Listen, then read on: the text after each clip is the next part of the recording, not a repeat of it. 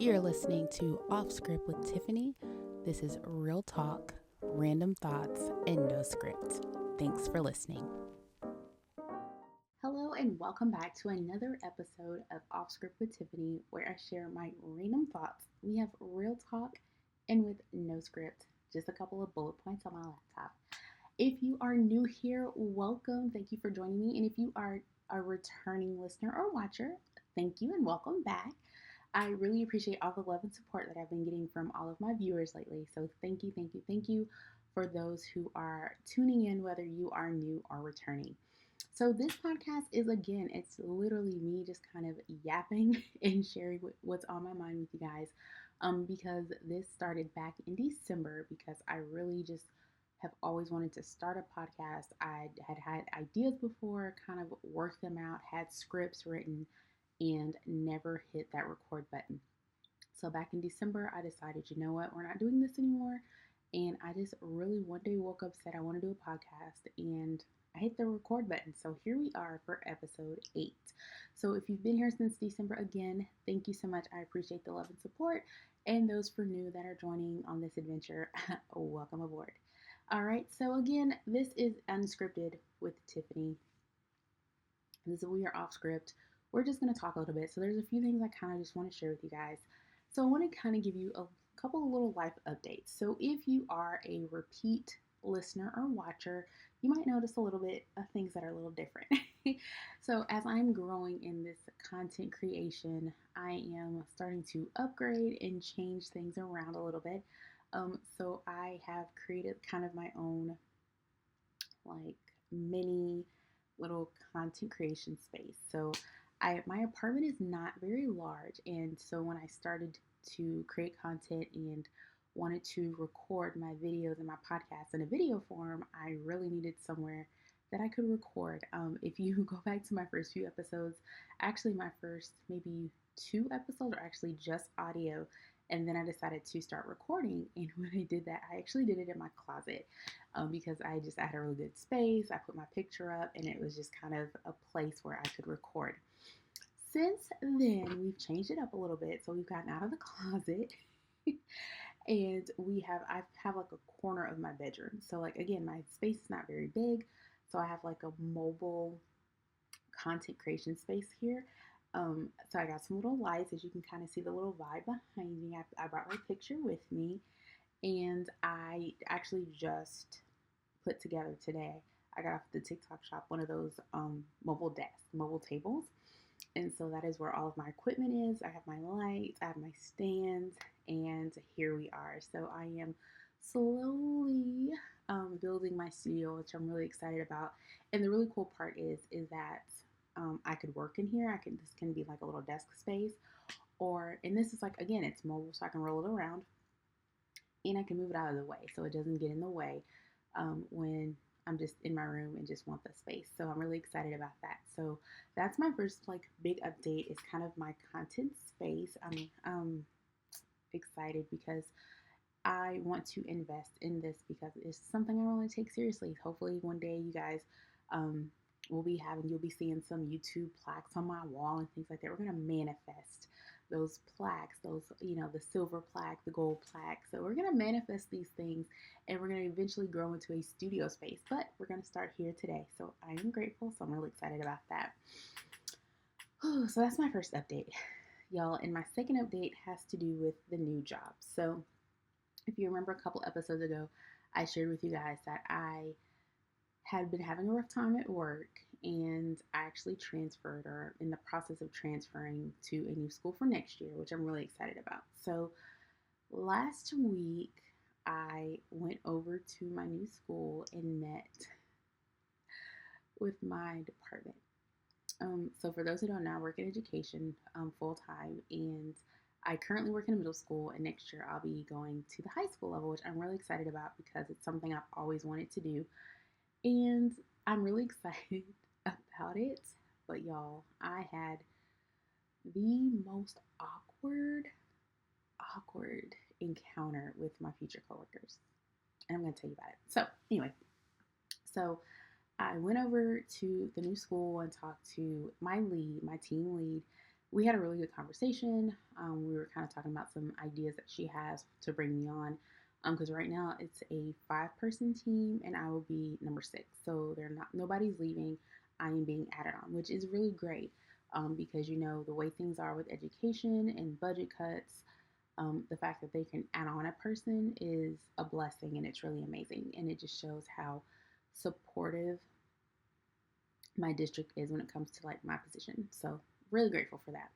So anyway, so met with her. The principal ended up stopping by. We like chatted for like 15 minutes. It was just a really good conversation. He's really laid back. He's really chill. Um, he is different than current administrators that I have, which is not a bad thing. Kind of why I'm leaving, or at least part of it. Look, this is my real talk. So yes, um, which is a major reason why I'm leaving my current school. So anyway, things were really going well. And so then my lead was like telling the other members of the team, like, hey, y'all, we're going to go to the conference room and just kind of chat for a little bit. It's kind of really impromptu, nothing like super serious. And I had already kind of done a meet and greet with them before I was hired on Teams. So I'd kind of gotten my first impressions of everybody. We kind of had talked. They answered my questions, and so it was really good. So this was our first like in-person encounter. So my team lead had to step out to take a phone call. So it was just everyone else. And when I tell y'all, that was the most awkward conversation, awkward kind of encounter that I've had, especially like professionally. It was really weird. So again, it was myself and three other young ladies, and then 2 men. And the women were kind of talking. Me and the person who used to work at my current school, we were kind of sharing experiences, kind of war stories, if you will. And everyone else was kind of just making small talk. It was nice, but the 2 guys said nothing. Y'all, it was so weird. So it was so awkward, y'all. But I was like, okay, I'm trying to make the best of it. I kind of equated it to like a really awkward first date, not knowing what to expect, um, like a awkward blind date, if you will. But we know who like what we look like because they knew who me. But like it just didn't really flow, and so eventually I left. And when I got back to my school, I think maybe probably 20 or 30 minutes after I got back, my lead called me and was like, I'm so sorry. And so I start laughing and I'm like, it's fine, it's okay, like I get it, like it wasn't the best encounter, but like it's fine. And she was like, I'm so sorry. She was like, I wish, I had my personal call or whatever. I wish I would have been there. I kind of could have led the conversation a little bit. I was like, no, it's all good. Don't worry about it. She was like, when I left, apparently somebody was like, hey, you might want to check on her to see if she even wants to come to our school. So I was like, yes, I'm still coming. I'm still really excited. I get it. People have their off day. It's so then that was the first call. And then next, I got an email from one of the guys that was kind of standoffish, and he was very apologetic. He like took accountability. He was just like, it's been a really off week. That's not an excuse, but I just want to apologize. We're really excited to have you here. Like, let me know if you need anything, like all of that. So it was really, really cool. I did write him back. I was like, hey, I understand. No need to apologize. I get it.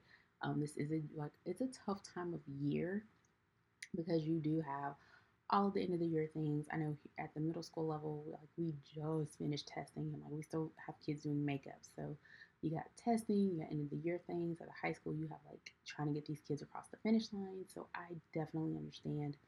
On top of just like the daily things of working in education. So I understood, but I did appreciate him reaching out to apologize and to just again welcome me to the team.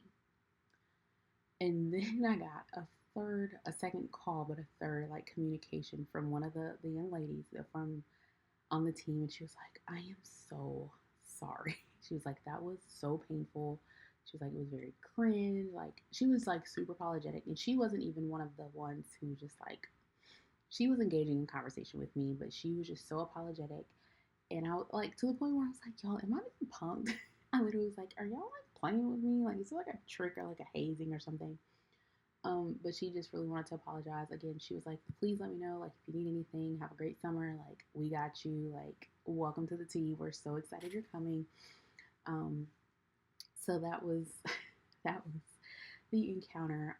And then I actually was speaking to one of my teammates today, and she said she ran into an administrator at that school, and she was like, what in the world? Apparently, it got to her that this happened, and that was like a really awkward encounter. Um, and it just is what it is. I am not gonna let that deter me. I'm not gonna let that like turn me off or turn me away. It's fine. Was it awkward? Yes, but like I said, I'm kind of equating the experience to like an awkward date where it's like, okay, but that just means I'm gonna win them over with my dazzling personality. So I'm still really excited.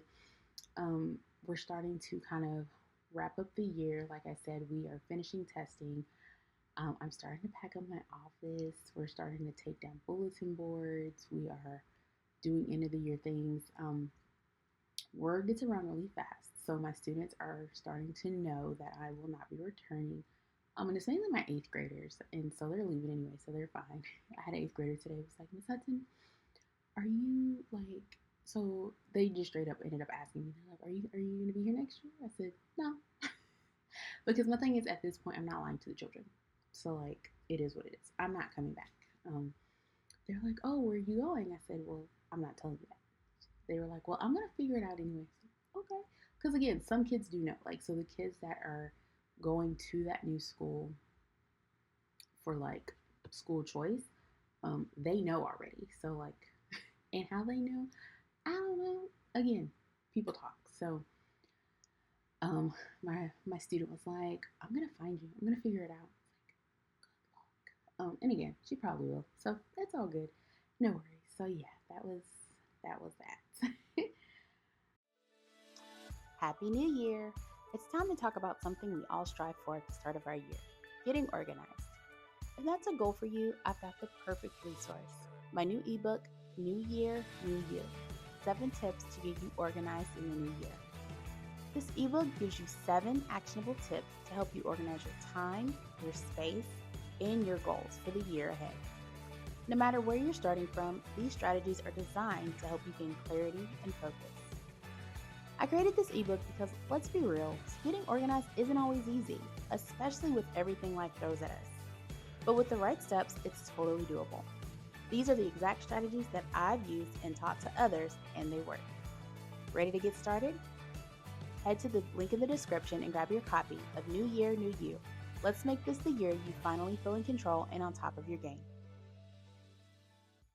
Now we're going to get into another topic that's kind of just really been on my mind lately, and it's about friendship. Why is friendship so hard as an adult? My goodness, y'all, I have really just kind of been reflecting, especially this year, on what I want and the people I want in my life and things like that. And I realized that I put a lot of time and effort into all of my relationships, be it romantic, friend, familial. I treasure my relationships, and so I do put a lot of time and effort into those relationships to try to make them as best as that they can be. So for me, it's really hard to accept when a relationship is over. So, um, and it's funny because it's more so it's harder for me to accept when a friendship is over versus like a romantic relationship. I'm a Capricorn. So I am very much like, okay, if something doesn't work out, all right, cool, moving on, bye. Like, out of sight, out of mind. So I'm a Capricorn with ADHD. Out of sight, out of mind, moving on, bye, I'm good. But I don't necessarily have that same energy when it comes to friendships, especially if the friendships are worthwhile and I really value them. So I have a friend that we've probably been friends probably about 10 years now, if not a little bit less than 10 years. and she and I are really close. I considered her like a sister. We connected on a lot of things. We met at work when I worked in my previous district. That's how we met. And we really connected and bonded when we went on a work trip to New Orleans. Because we drove down, and so we were in the car for like 6 hours, and we just like connected, and it was amazing. And so that kind of like started our friendship, and that like really, well, I should say, propelled our friendship. And so we went from like work friends to then like friend friends, and then like sister friends and girlfriend. You know what I mean? Like it was like you were my sister, and I really enjoyed her, and I really loved our friendship because we did have opposing views on a lot of things, but we were able to express those views, express those viewpoints, and still like remain friends and not have issue. And so, we're, doing our thing. We're both single moms. We're both like working and things like that. And so she eventually left the school system and started her own practice, which I was really excited for. I was like rooting her on. And honestly, if I'm being completely honest, part of me was a little envious that she like made that leap to full-time entrepreneurship, because it's something that I've never been able to do, because I've always kind of had that self doubt and that, like, okay, what if, or like that practical side of me that is like, you can't do that because you have a child to take care of. You know what I mean? So that really kind of stuck with me, and just being completely honest. So I would really like root for her and support her and help her, and whatever she needed is like, hey, I can help you with that, or hey, try this out, or hey, this is what's going on. Whatever she needed, or whatever I saw that like could benefit her, I would do it. You know what I mean? And like same for me. Like she was there for me. She would help me with things. She would come to my events if I had something at my school, like a career day or something like that. She'd be there. She'd be like, cool, like I'm there, like hands down, no problem. Our kids got along, and it was a really great friendship. And one thing about me is, as I've gotten older, my connections and my friendships, I don't have as many as I used to have. So when I was younger, it was important to me to have a lot of friends, or to be, I guess, popular, or to know a lot of people. And as I've gotten older, for me, it's now the quality of people around me, not the quantity, because not everyone around you wants the best for you, wants to see you be happy, wants you to be successful. And so I'm really kind of cautious when it comes to friendships, because unfortunately I have experienced where people I thought were my friends weren't. So I was their friends, but they weren't necessarily my friends.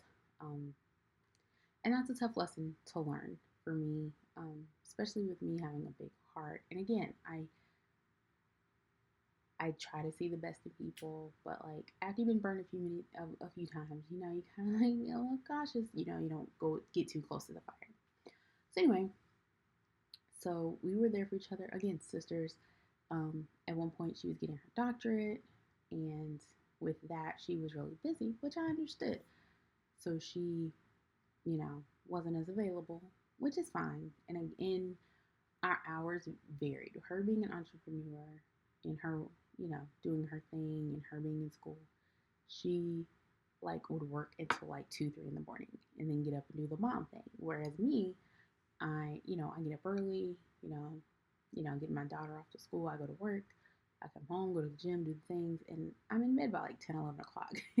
So when she would be free to talk, and I'm usually asleep, and when I would call her like during the day or in the mornings, she's asleep or she's working or doing all her things where she wasn't available. All right, cool.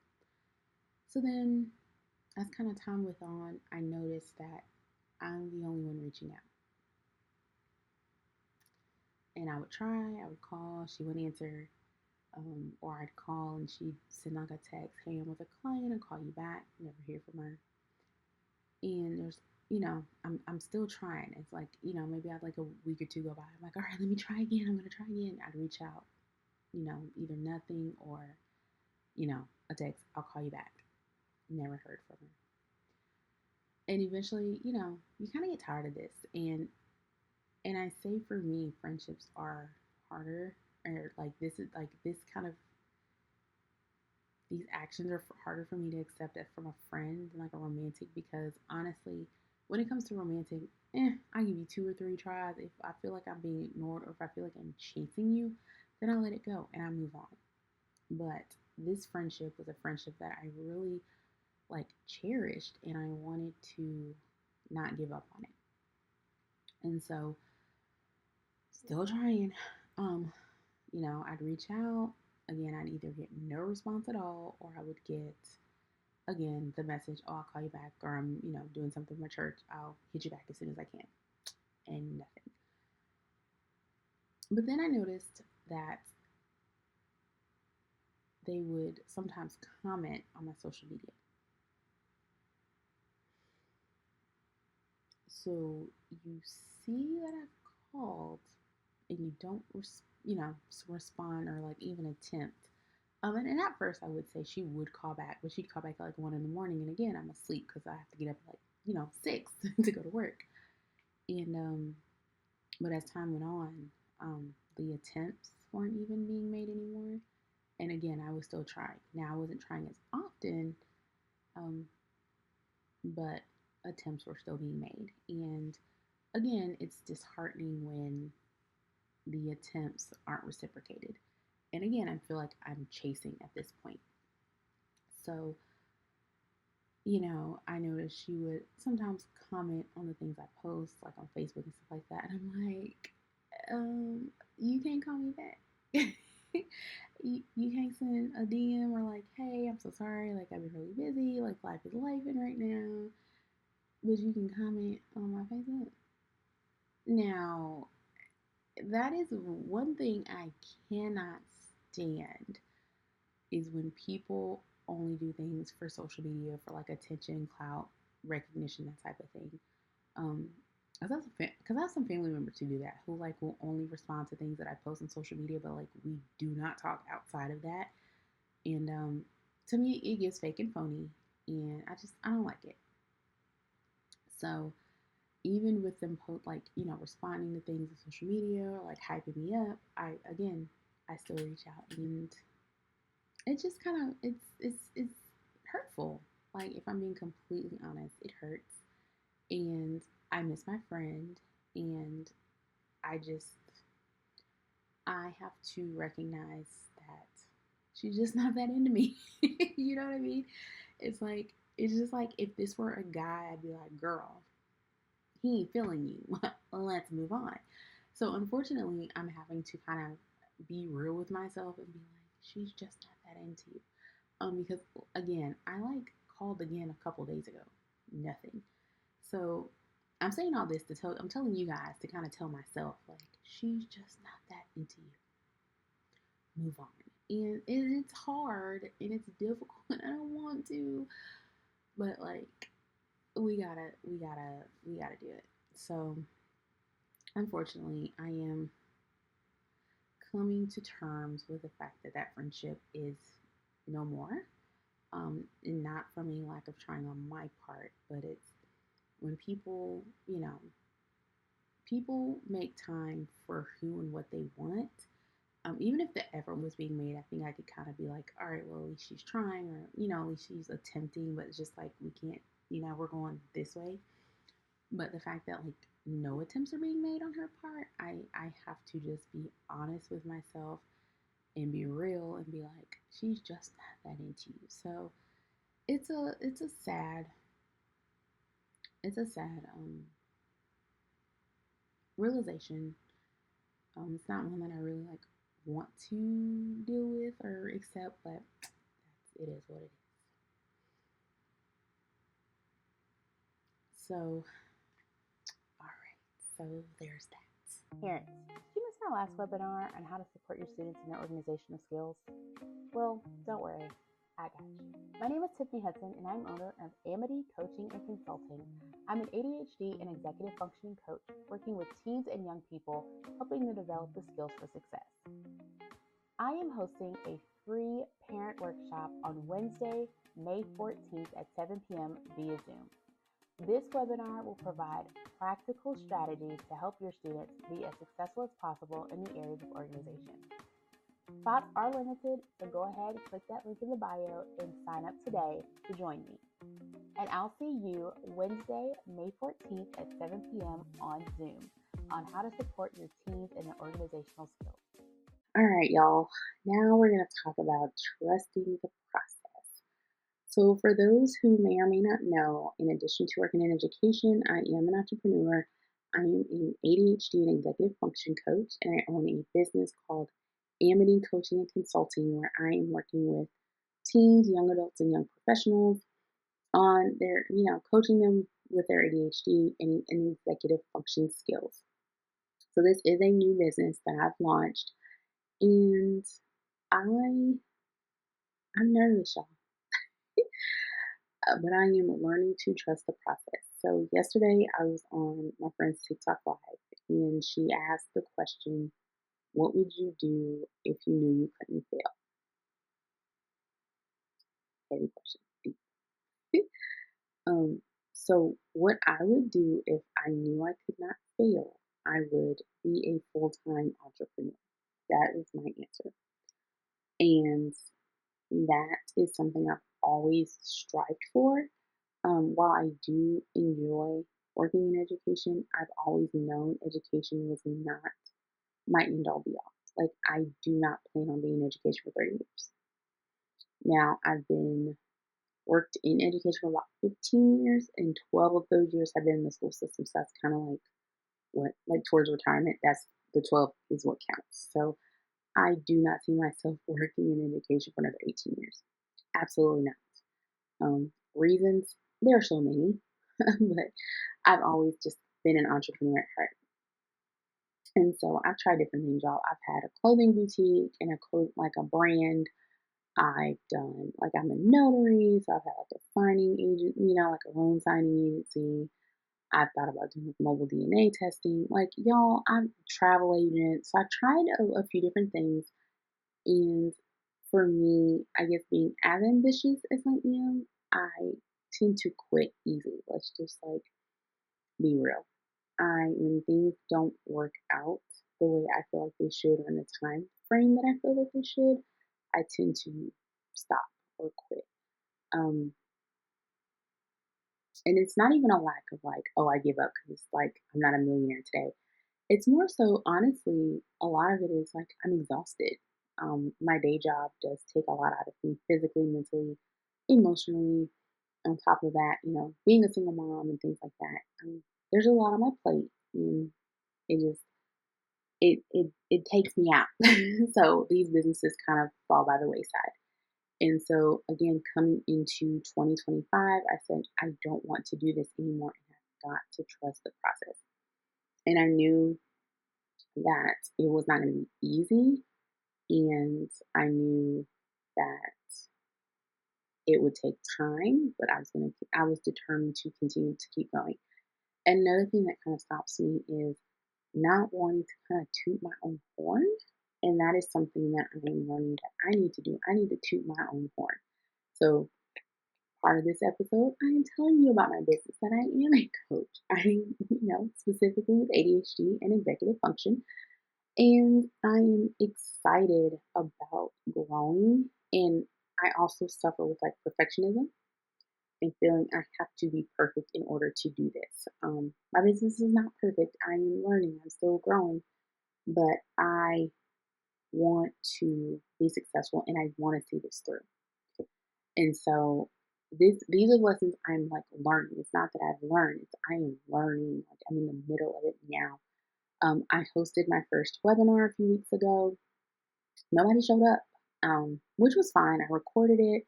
I feel really good about it. I feel really confident about it. But if I'm honest with myself, I did not advertise it as much as I should have. Another thing is I have post for social media groups and hey, I'm a coach, book me. I'm planning a 8-week boot camp for this summer for teens and young adults, a weekly workshop.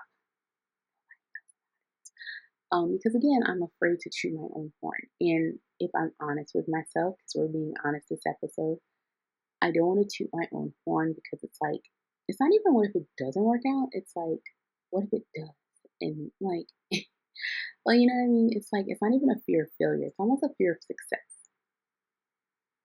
Isn't it crazy, y'all?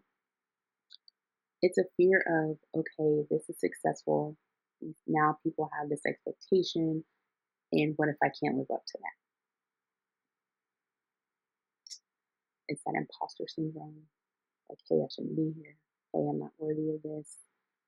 Hey, you don't deserve this. But I know that's not true. I know I am deserving of these things. I know I work really hard. I know that I'm very much capable of being successful. Um, I know it's scary, but I gotta do it anyway. Just like this podcast is scary, but I'm doing it anyway. Um, Even if it gets 3 views, I love all three of you. Thank you so much. Um, I've got to do it afraid. I've got to trust the process, and so do you. So I'm going to ask you what my friend asked me and those others on that TikTok live. If you knew you couldn't fail, what would you do if you knew you couldn't fail? And then ask yourself, what's stopping you from doing that thing? For me, again, fear success, because I feel like success leads to expectations, and then it's that fear of not being able to meet those expectations. So then I have to ask myself, whose expectations am I here for? Other people's or myself? The answer is myself. And I know that. So I'm trusting the process that is it going to be hard? Yes. Is it going to be, am I going to have my doubts? Am I going to be hard on myself? Yes. But I'm still going to do it anyway. Absolutely. Because I know I can. Just like I know you can. Trust the process. All right, y'all. Kind of got deep a little bit there. So we're going to end on a bingo update. So for those who are new here, I started 2025 with not with a vision board. I actually created a bingo card for myself. I'm a TikToker. I'm a TikToker. I'm a TikToker early, so I'd seen somebody on TikTok talk about, I'm not doing a vision board this year. I'm going to do a bingo card to kind of gamify your goals. So I thought that was a really great idea. And so I've created a 5x5 bingo card to just like map out my year in different areas.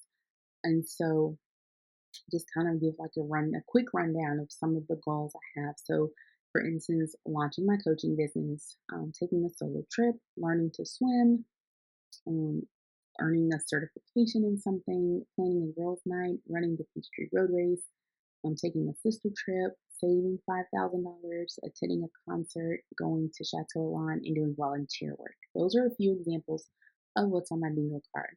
Because currently it's a 5x5, so that's 25 spaces. So I have 24 goals plus a free space.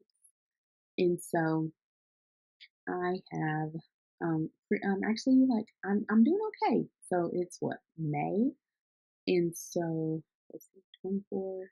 So I kind of got to do two a month. So if I do two a month, we're in the fifth month. So by the end of May, I should like ideally be at 10. Okay, I'm at 8. So right now I've completed 8 things on my 2025 bingo card, and I almost have bingo. So on my bingo card, what I have accomplished, I have launched my coaching business. I've gotten a new job. I have gotten a new phone because I finally upgraded. I hosted a webinar. I visited a new city, and I've actually visited 3 new cities this year. I've created a digital product. I've actually created a few for my coaching business. I've created a time tracker. I've written an ebook, and I feel like I've done one more thing. So I've created a few digital products. I'll put a link in the description box if you want to look and purchase. And I've tried 4 new restaurants. Each city I've been to, I've tried a new restaurant, and then I've tried a few here in Atlanta. And I've gone on a vacation. So that was me and my boyfriend. We went to St. Augustine for my birthday. So that was the first city I went to this year. So that is what we've accomplished, and by we, I mean we have accomplished so far this year. So May is a crazy busy month. I literally just got back like midnight. Like I got home like 12:30 this morning. Today's May 5th from Philadelphia, from Philly. So that's another new city I went to. I've been to St. Augustine, Philly. No, so I've been two this year. Because Nashville was last summer. So we're good there. So the next place I'm actually going to is Chicago to see Beyonce with my sister. So one of my bingo goals is to attend a concert. So that's getting ready to be checked off in about a week, a little more than a week. And then my sister is coming down back here with me to Atlanta. So that's a sister trip. Check. But you know what? We're from here, so like I may not count that one. I may not count that one. And then another goal of mine is to run the Peachtree Road Race. I've actually registered. So I am registered to do the Peachtree Road Race. So that one will be marked off in July. So the next ones I think I want to focus on because attend a concert, that's happening. That one's good. So for the rest of May and June, I want to work on planning a girls' night and finding out where I can learn to swim. So those are kind of the next two focuses. And I'm almost at a bingo. So my second row, if I go across, I have one more until I get bingo, but that goal might take a while, so I don't know. So you know what? No. I take that back. I'm gonna work on a girls' night, learn to swim, and gaining like 10 coaching clients. So those are the three goals that I will be working on going through May into June and July. So those are the three. And then if I do that,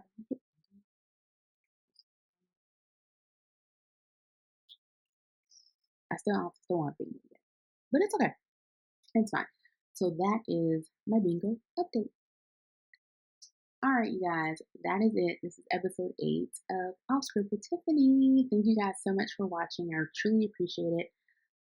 So please make sure you do all the things like, comment, subscribe, get in those comments, talk to me, share your hopes and dreams with me in the comments.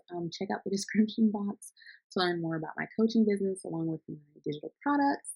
You guys have been absolutely amazing. I truly appreciate it. Thank you all for the love and support. And I will catch you guys in the next episode of Off Script with Tiffany, where I share my random thoughts. We have real talk with no script. See you next time. This has been Off Script with Tiffany, where I share my random thoughts, have real talk with no script. Thank you all for listening. We'll see you next time.